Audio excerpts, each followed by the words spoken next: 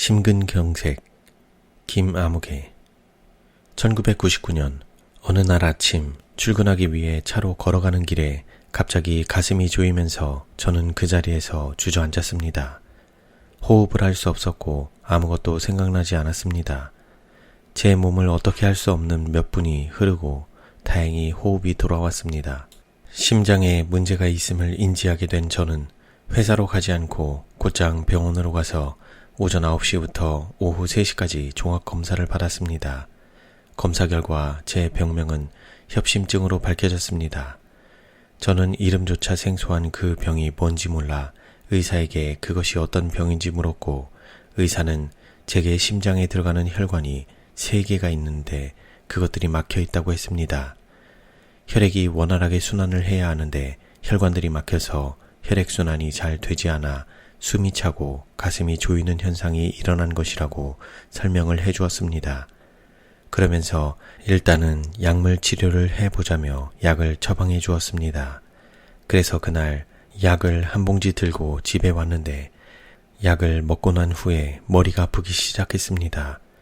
도저히 머리가 아파서 그 약을 먹을 수가 없었습니다.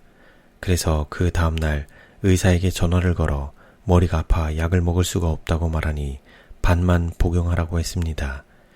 그래서 약을 쪼개서 반만 먹었는데 여전히 두통이 사라지지 않았습니다.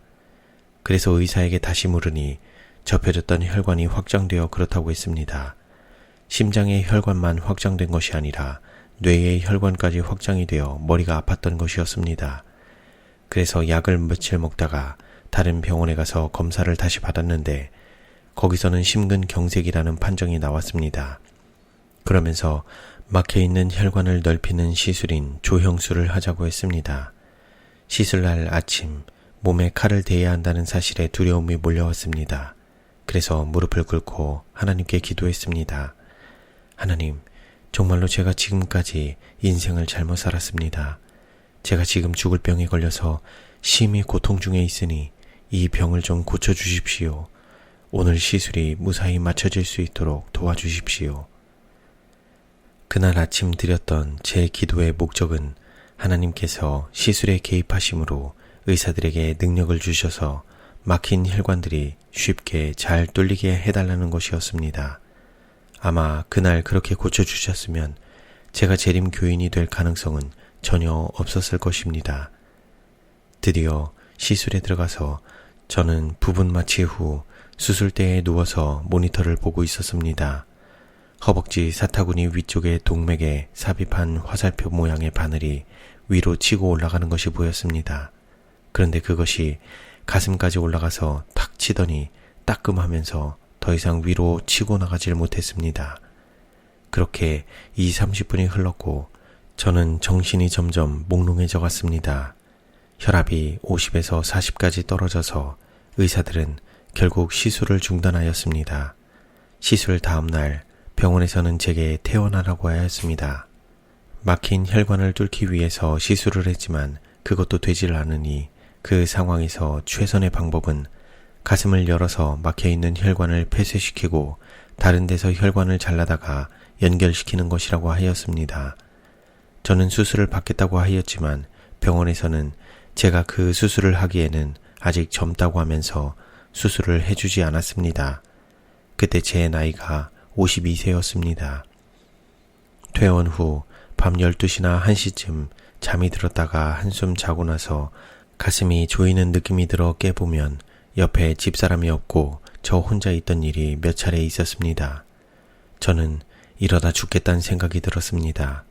심장마비는 앓다가 죽는 병이 아니고 갑자기 마비가 오면 죽는 병이므로 저는 그럴 가능성이 매우 높았습니다. 그렇게 죽기에는 인생이 너무 아쉽다는 생각이 들었고 2 자녀 중 1명이라도 결혼을 시키고 죽어야겠다는 마음으로 또 다른 병원에 가서 시술을 한 번 더 시도하고 그래도 안 되면 수술을 받기로 하였습니다. 그러던 중 막내 처제 부부가 저희 집을 방문하게 되었고 저는 동서에게 내가 자다가 죽을 것 같다.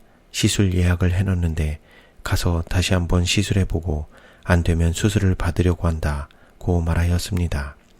그랬더니 동서는 제게 수술은 맨 마지막에 하고 자기가 권하는 곳에 가보라고 했습니다.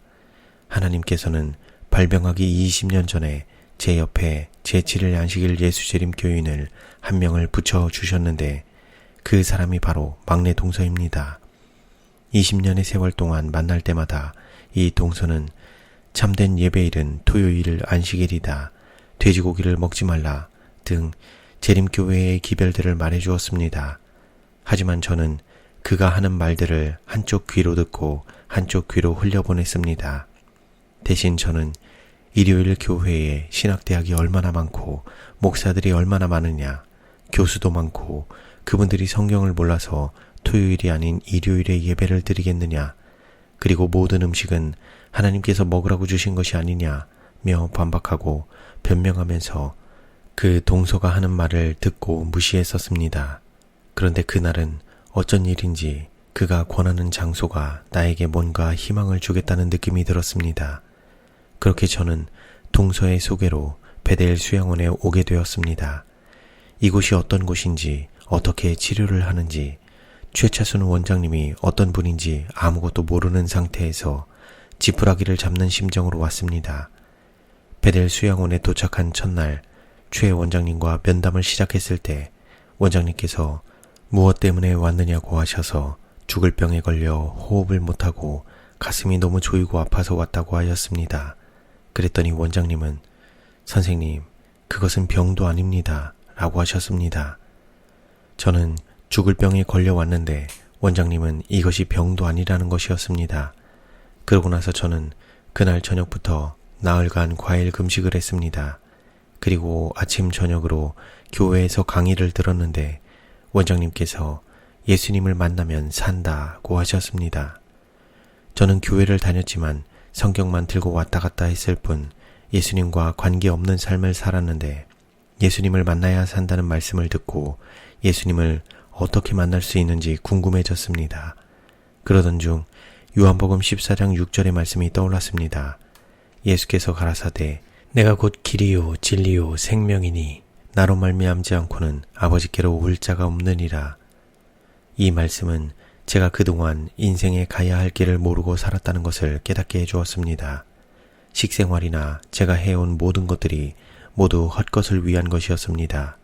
또한 예수님께서 가르쳐 주신 성경에 기록된 말씀들이 참이며 생명이라는 것을, 예수님께 모든 길이 있고 사는 길이 있다는 것을 알게 되었습니다. 그로부터 약 열흘 후 아침에 세수를 하고 수건으로 얼굴을 닦으면서 거울에 비친 제 얼굴을 보니 서너 살 된 아이처럼 홍조를 띠고 피부가 굉장히 맑아져 있었습니다. 그 순간 저는 내 피가 맑아지고 있구나.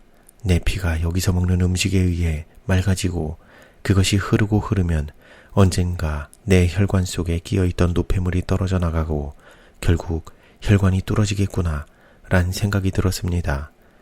그렇게 저는 한 달간 베델 수양원에서 생활을 하면 건강하게 사는 법들을 배운 후 집으로 돌아갔습니다. 집에 돌아와서 저는 재림교회를 찾아갔고 침례를 받았습니다.